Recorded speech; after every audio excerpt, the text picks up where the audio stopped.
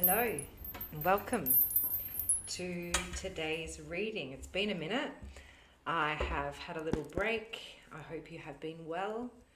And I wanted to check in on the energies for the collective today as we celebrate another turn of the tide. That's not right. The Solstice event on the weekend, whether you're in the Northern Hemisphere or the Southern Hemisphere, you may be approaching or have experienced the longest day of the year or the shortest day of the year. It's a grand event that's often overlooked. Only twice in a year do we get to see this transition of energy. You might notice if you're in the Southern Hemisphere, where I am, that it's just a little bit colder than usual. And it's kind of the climax of the introversion of winter. And then in the Northern Hemisphere, you may be experiencing some of the greatest light and the longest days of the year. So it's always nice to acknowledge those shifts, to claim our place in the cosmos, remembering that we're on this blue dot in the middle of nowhere. So let's tune in together today to get a feel for what energies might help us through this seasonal shift. Okay, if you'd like to join me, I'm going to take a moment to focus my attention on the area of my heart. Breathing a little slower and deeper than usual.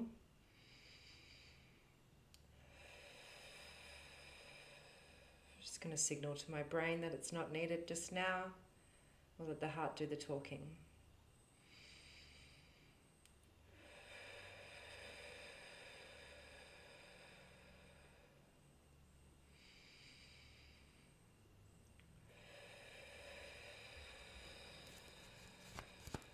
Great. Now let's see, week ahead for the solstice. It is the 22nd of June. I'll be posting this today, and I hope that it reaches you wherever you are and helps you have a clearer week. I'm going to look into just the current energies and any guidance from the cards and from my guides and our guides, that collective consciousness that we are all a part of, allowing the highest messages to come through for us today. I'm going to do a quick clarity spread, and this will just be a quick one for us as we enter into the next chapter of the year. First card will be the energy we're showing up in, Ace of Pentacles, followed by the crossing energy, which might be hurting or helping. For our discernment, crossed by the Ten of Cups. And then, Nine of Cups, 3 cards, past, present and future to help us in this now moment. Bottom of the deck we have the Hierophant. That's nice. And 2 major arcana today. So we have the Nine of Cups in the past energy, the Queen of Wands in the present now, and the Hermit energy in the future place. It seems like something's being mastered. And this turning of the season may be a nice moment for you to kind of save in your journey, to pinpoint if you're setting a new goal or if you're starting a new project with that Ace of Pentacles, or if there's just a fresh energy in your earthly realm, an opportunity, maybe focusing on your finances, moving house, any kind of milestone. But it's fresh new energy with that Ace of Pentacles. But it seems like this would be a good time to kind of put a flag in the sand, mark this spot or mark this date on the calendar if you are pledging allegiance to a higher power or a higher goal or a higher mission. But it definitely feels like it's something to do with that Ten of Cups crossing energy, with that long-term vision or that long-term plan that you might not have felt like was actually happening in reality. And that's the beauty of the Ten of Cups, is it's this balanced whole family unit, masculine, feminine, the children, however you see that playing out for you and whatever that means for you. It's all valid in that future vision, that dream or the wish fulfillment of the Ten of Cups. It's all there, it's all laid out, it's all very clearly visible for them. They've turned their back on reality in order to focus on it. And the key with that Ten of Cups is to bring it into reality, to make it real. No more mood boards and pipe dreams. It's really about integrating. So you might be taking a big step towards something that's part of that long-term vision. And with that Hierophant and the Hermit card, when I said pledging allegiance to a higher power, it was really to make this official. This is a deeply explorative chapter, I would say. So a milestone not to overlook. And I'm glad I did this reading because if that's resonating with you, then it's a really good chapter for everybody, I believe, with Jupiter moving into Leo. It's going to be there until, I think, 13 or 14 months. And I just think that's good for everybody, just quietly. It's a powerful planet with a powerful sign. I believe it's not just about wish fulfillment, personal and shared experiences, but it's really going to, that Leo energy really taking charge of that and really leading us into, what is that prayer? Lead us not into salvation, lead us not till temptation, but deliver us from all evil. Wow. Interesting. That's the Our Father who art in heaven, hallowed be thy name. Wow. Okay, pulling that from the recesses of my mind's eye. But yeah, the Hierophant and the Hermit, both very formal, I would say, but esteemed characters, highly respected in the tarot, and the archetype in itself. It's very easy if you look at these pictures to understand why you would trust these characters, or they have a wisdom that is lasting. And that's something to note when you are embarking on this next part of your path in reality, really celebrating the small wins. It might be like the 1%ers adding up. It's definitely here.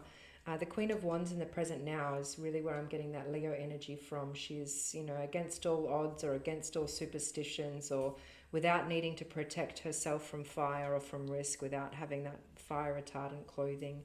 She just positively reaches for the sun and is assured of success because of that confidence. It's a very attractive energy. It's a very charismatic. It's a very seductive, alluring, but in all the right ways, right? It's a tantalizing. It's a fortunate and prosperous energy to see with these consecutive 9 of Cups and 10 of Cups. So what's the advice here? Trust your future. Trust the wisdom that is coming or is slowly revealing itself. It might not be slow, but is subtly revealing itself. It's not going to exclaim itself, but I feel that you do need to claim your moment in this reading and really formalize the milestone or the achievement, or certify something. You might be really working towards something a little bit more like concrete, sure, but not literal, just firm, lasting, formal, real. It's about reality. It's about this junction between seeing it in the mind's eye and actually feeling it in reality.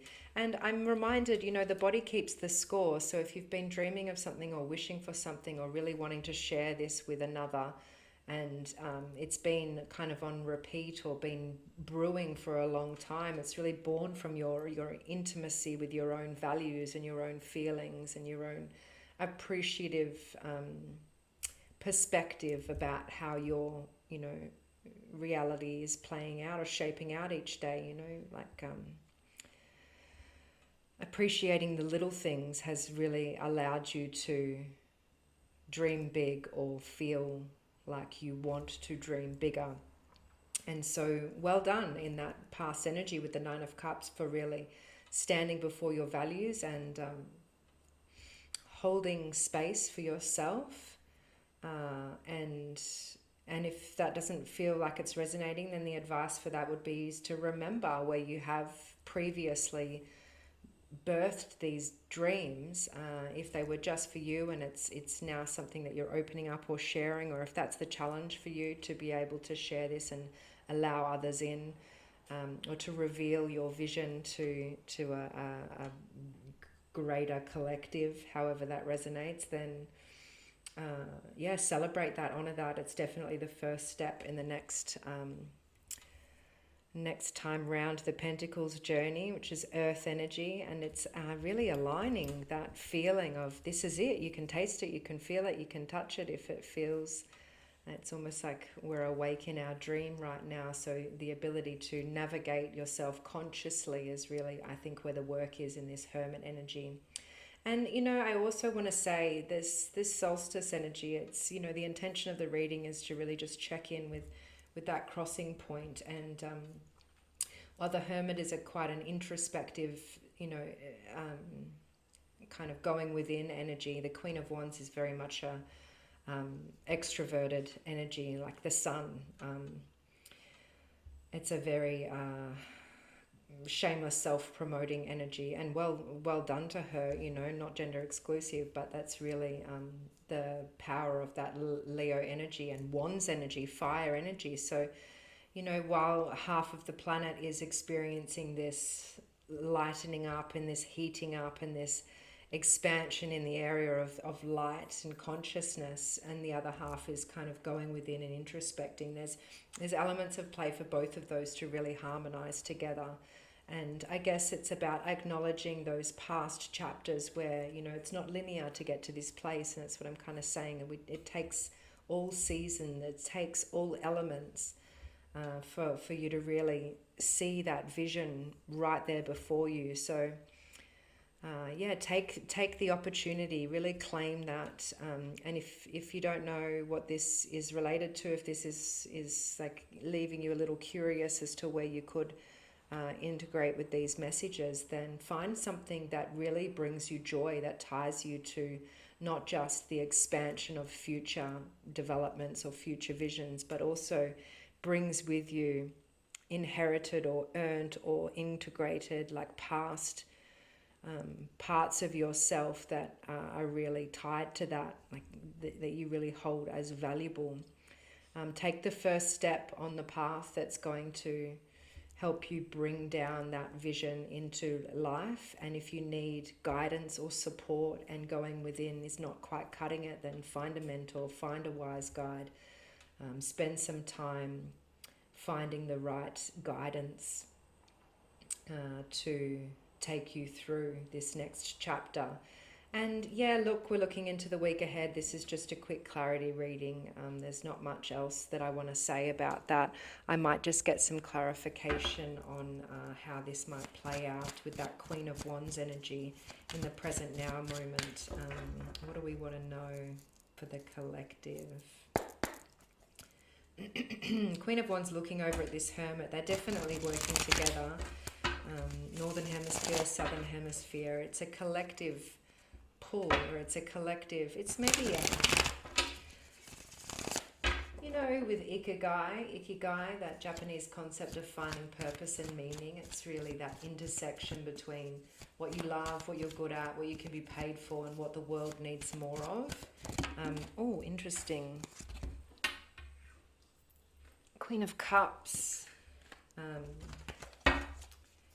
What I was just curiously exploring there was how is this vision, if it's not directly shared with another, or if that's not super clear, then how is your personal vision able to impact us all, that global collective, so that you can really hone your narrow focus with that Hermit, like get tunnel vision to really provide the motivation. That's what she's doing. It's the inspiration, it's the desire, it's the fire, it's that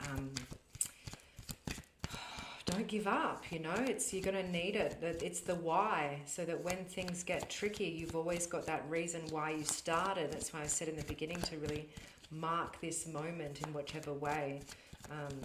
It's not enough for it to just be in the heart. It really needs to contribute to something global or something bigger than you, bigger than us. But there is an energy of hyper focus definitely here with that Queen of Cups and the Hermit in the future. So it might be just a reassurance to those around you that you're about to go deep and you're about to focus on something, but you'll come out the other side with this formal acknowledgement, with this certificate or this accomplishment or this taking it something all the way. And the Knight of Swords came out there. Yeah, okay.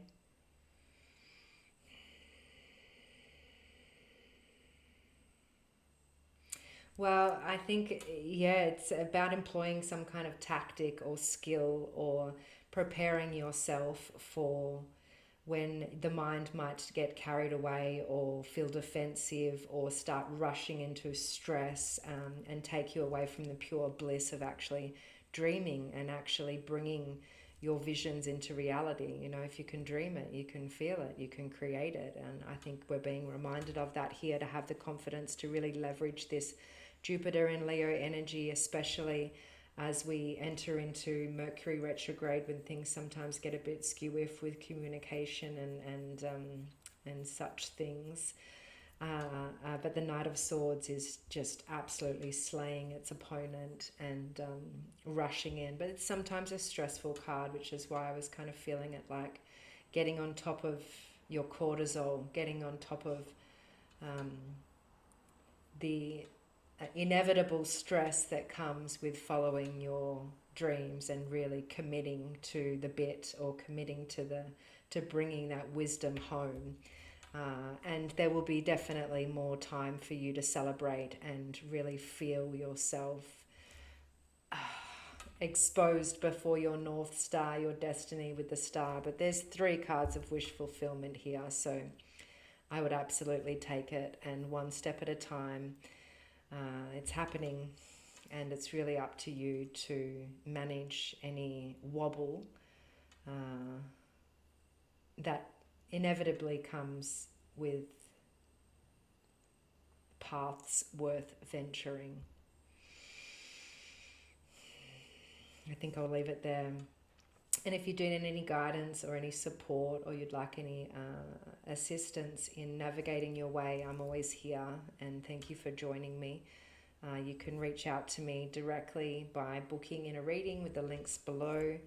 I've also opened up my HeartMath mentoring course. I'm able to take another 3 people for the next chapter. And I guess that will see us through until the end of August, when we're in the heart of Leo season. I'll take a little break after that. Thank you for allowing me to get that out and be the conduit for these messages. I hope it resonated. I hope it helped. And I hope you have a freaking awesome week. Looks like there is some rainbows to celebrate in reality. I like that. Thanks, and I'll see you next time.